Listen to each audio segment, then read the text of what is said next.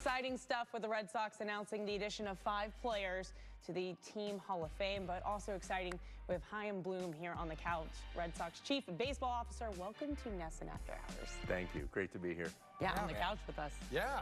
First time, what do you think about the set? Pretty comfortable. I like it. It is solid. It is solid. Great to take a nap on during segments, that's for sure. As long as you're willing to curve yourself around. Yes. A little uncomfortable. Your neck's going to hurt a little bit, but that's all right. All right, so there's kind of this like one story dominating the offseason right now. Something about an MVP, a Gold Glover, a Silver Slugger, an all-around great guy. Mookie Betts, I think is his name. What's his future looking like right now in Boston? Well, I mean, you're talking about, as you said, one of the great players in the game. We are thrilled to have him, and I know this organization prior to my arrival has been happy to have him. Now we have to figure out how we go forward. I think where we are as an organization, we wouldn't be doing our jobs if we're not exploring all of our options. But we do that recognizing, we have a very good team and we have one of the best players in the game, and we're going to handle the situation accordingly. Then what's your top priority as you go into winter meetings? I think just to continue a lot of the conversations that we've had so far, where we're trying to have a wide variety of conversations with other clubs to explore a lot of different options and just make sure that we are leaving no stone unturned in terms of looking at different ways that we can make sure we are set up as well as possible to compete every year far into the future. All right, you've been here for a little more than a month. Yeah.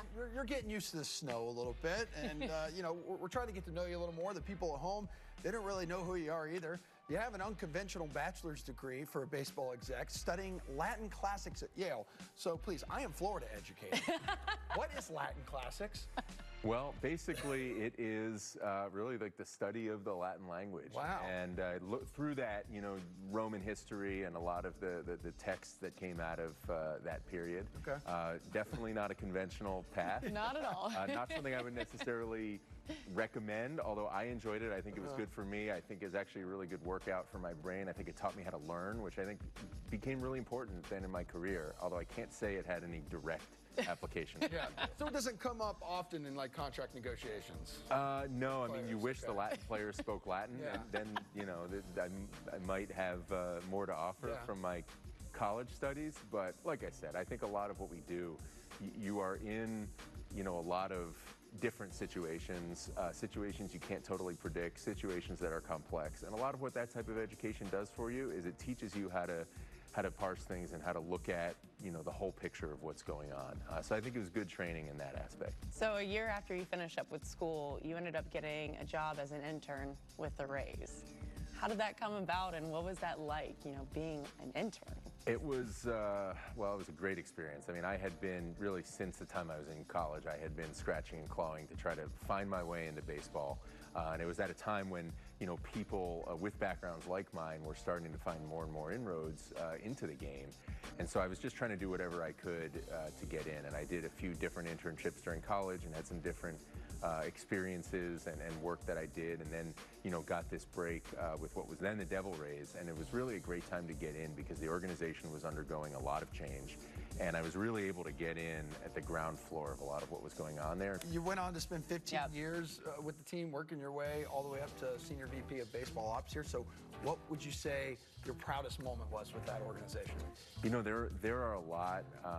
I think one, that stands out because it was really recent was, getting back to the postseason last year, and really that night, that celebration, when we were able to get back, we had spent, too long really, out of the playoffs and had really turned over a lot of the organization to try to get back to having the young core that we needed to have certainly there, and that I think really every team needs to have sustained success.